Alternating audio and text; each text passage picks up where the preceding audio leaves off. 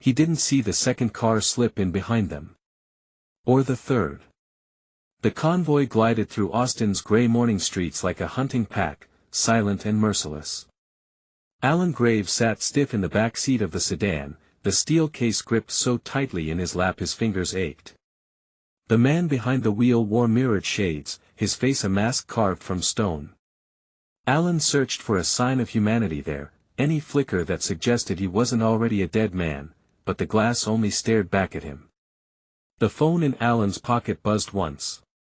A vibration, small as a heartbeat, but it nearly made him jump. He slid it out with trembling fingers, shielding the screen from the driver's gaze. 2 words burned back at him. They know. Alan swallowed hard. His throat felt raw, like he'd been screaming silently for hours. He looked up at the rearview mirror, at the driver's eyes hidden behind the tint. Nothing. Just cold reflection. He squeezed the case tighter. If they took it, if they got what was inside, everything he had risked would vanish. Not just his life. The truth. The plan. Everything. The sedan slowed. A red light ahead bled across the wet asphalt. The 2 black SUVs behind closed in, boxing them like predators circling prey. Alan's pulse hammered.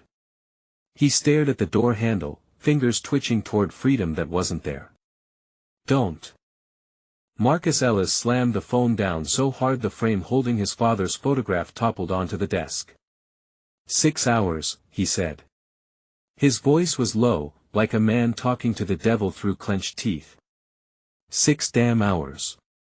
His chief of staff stood near the door, tense and pale. Sir, DPS is on alert.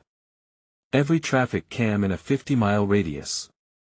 Troopers, rangers, I don't care what you have to do. Not enough, Marcus cut in. I want boots on the ground. Lock the city down. The woman hesitated. Governor, if we do that, the press will. I don't give a damn about the press. Marcus roared. The word cracked like a whip through the room. His fist crashed onto the desk, rattling every piece of glass and silver. The air felt charged, vibrating with his fury. At the governor's mansion, Marcus Ellis slammed the phone down so hard the frame holding his father's photograph toppled onto the desk. He dragged a hand over his face, fingers scraping against the stubble on his jaw, forcing himself to breathe. Rage was useless without control. And Marcus Ellis had built his entire life on control. Find me Holt, he said finally, his voice like steel cooling in water. The chief blinked. Deputy Holt. Sir, he. Just find him, Marcus said. And when you do, bring him here. Breathing. The chief nodded once and disappeared, the door whispering shut behind her. Marcus turned back to the window. The city stretched beneath him, calm and glittering in the newborn sun. A lie. He stared at his reflection in the glass. A man who'd fought every war with strategy and will. And now both were slipping away like sand through broken fingers. Not yet, he thought. Not today.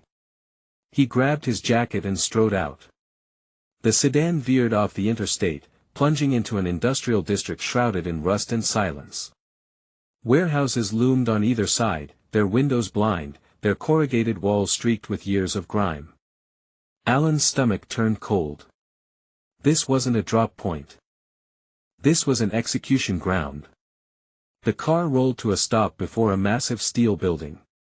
The SUVs fanned out, sealing every possible exit with black muscle and bulletproof glass. The driver killed the engine and turned his head slowly. His mirrored shades reflected Alan's wide, panicked eyes. Out. Alan hesitated. Just long enough for the rear door to rip open. A hand like a vice clamped his collar and yanked him out. His boots skidded against wet gravel as he stumbled forward, still clutching the steel case. Move, a voice barked behind him. The warehouse swallowed him whole. Inside, it was a cathedral of shadows and dripping water, the air damp and metallic. A single bulb burned above a metal table in the center, a lonely sun in a universe of dark. 2 chairs. No words. The man shoved Alan into a chair. The steel case hit the table with a clang that echoed like a gunshot. From the far end of the room, a figure stepped out of the darkness. Tall. Broad. No mask. Alan's blood froze. Deputy Troy Holt. His smile was slow and sharp, a blade drawn in silence. Alan Graves, Holt said, his voice smooth and poisonous. Hell of a morning for a field trip. Alan forced his dry throat to work. You're not supposed to be here. Holt chuckled softly. Neither are you. He circled the table, his boots whispering against the concrete, eyes glinting in the yellow light. You've been busy. Running around with secrets you don't understand. Alan's voice cracked. You think you can control this? You have no idea what's coming. Oh, I know, Holt said. I know exactly what's coming. A clean slate. No more loose ends. He nodded.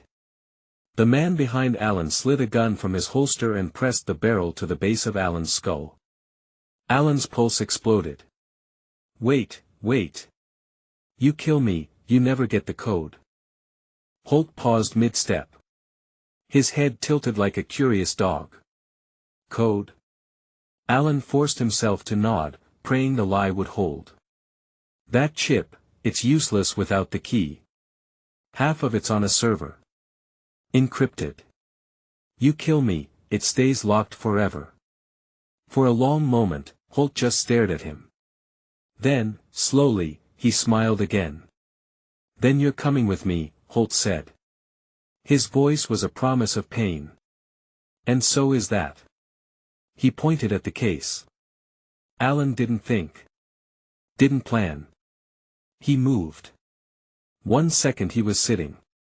The next he lunged, grabbing the steel case and swinging it like a hammer into the face of the man with the gun. Bone cracked. Blood sprayed across the floor. Get him! Holt roared. Alan ran. Boots pounding, breath burning, heart a war drum in his chest. Shouts erupted behind him, gunfire splitting the air. Sparks flew as bullets chewed into steel. He dove behind a stack of pallets, lungs tearing. The case was still in his hands. He clutched it like salvation and spotted a side door, a sliver of light at the edge of the dark. He ran for it. The door burst open. And standing there, framed by the gray dawn, was Marcus Ellis. The governor's face was carved in granite. His gun steady in his hand. Drop it, Marcus said. His voice was calm death. Alan froze. His breath came in ragged gasps. You don't understand. I understand plenty, Marcus said. That chip, you give it to me. Now. Alan shook his head, desperation shattering his voice. If you take this, if you even touch it, you're dead. You and your brother both. Behind him, Holt's voice cut through the dark like a blade. Governor. Step aside. Marcus didn't move. Didn't even blink. Alan looked from one to the other. 2 men. 2 predators. 1 prey. Then the world exploded. Gunfire ripped through the air, shattering glass, punching holes in steel. Marcus dove behind a pillar, his shots precise, controlled, deadly. Holt's men poured in like wolves, guns spitting fire. Alan hit the floor and curled around the case. Praying, bargaining, bleeding. When the smoke cleared, 2 men were dead. 1 writhed, coughing blood into the dust. And Holt? Gone. So was Alan. And the case. Marcus stood in the wreckage, chest heaving, gun still warm in his hand. Sirens wailed somewhere far away, growing closer. His security chief burst in, face white. Sir, we have to move. Marcus didn't answer. His eyes locked on the smear of blood trailing toward the open door. Alan Graves had escaped. With the case. And somewhere in the city, the clock kept ticking. Marcus whispered one word. A name. A vow. Devante. Because now it wasn't just about freedom. It was about survival. And Marcus Ellis knew one thing, the real war hadn't even started. The rain came slow at first, a whisper on the metal roof of what was left of the warehouse. Then harder. Thick drops smacked the shattered glass and the twisted steel like bones cracking in the dark. The air stank of cordite and smoke, the smell crawling into Marcus Ellis's lungs like a warning he couldn't shake. He stood in the wreckage, boots crunching over bullet casings. There were bodies, 3 of them, sprawled like broken dolls near the door. Men who wore badges once. Men who answered to him. Now they answered to dirt. Marcus didn't move. Didn't speak. He just stared through the jagged hole in the far wall where Holt had vanished into the storm. Holt. Goddamn Holt. Always one step ahead. Always smiling that snake smile like he'd read the last page of a book Marcus didn't know he was in. Behind him, the crunch of footsteps. Price. Marcus didn't have to look, he knew that sound, knew the man like he knew the weight of the Glock on his hip. Governor, Price said carefully. His voice was soft, like approaching a wild dog with blood on its muzzle. We need to move. This place'll be crawling with uniforms in 10. Marcus didn't answer. He kept staring at the rain, silvering the world beyond the wall. Sir, Price tried again, stepping closer. His suit jacket was torn at the shoulder, rain streaking down his face, his tie hanging loose like a noose after the drop. You hear me? Marcus turned then, slow and sharp. His eyes were wrong. Not wild, worse. Cold. Like deep water that swallows everything and doesn't ripple. Where's Holt? Marcus's voice was flat steel. Gone, Price said. Took one of the SUVs before we breached. He's got a 2-hour head start, maybe more. Marcus's jaw tightened, leather gloves creaking. Price hesitated, licking rain off his lips. Sir, this wasn't luck. Holt knew we were coming. Knew Graves was moving. Somebody tipped him. Marcus said nothing. The words slid into him like knives. Price took a breath and dropped it plain. We've got a mole. High up. For a moment, the rain outside was the only sound. Then Marcus's fist came down on the rusted steel table beside him, the crack echoing like a gunshot. Dust leapt. Price flinched. He'd seen Marcus angry before, but this was different. This was something colder than rage. Something older. Find Holt, Marcus said finally. His voice was calm now, too calm. Every camera, every badge, every backwater informant who owes us so much as a beer. If he takes a piss in the woods, I want to know what tree he picked. Price nodded quickly. And Price? The man froze halfway to the door. Find my mole, Marcus said softly. Before I do. Price didn't ask what would happen if Marcus found them first. He didn't have to. 50 miles east, the storm turned the highway into a black river. The SUV tore down it like a bullet, tires screaming on the slick asphalt. Inside, Deputy Troy Holt gripped the wheel tight enough to crack bone, jaw working like a man grinding teeth into dust. He'd had it. Christ, he'd had it. Graves, the case, the payday that would have set him up for life, and then Marcus Ellis came crashing through like some righteous ghost in a governor's suit. Who is really behind? Should Jason walk away, or fight back?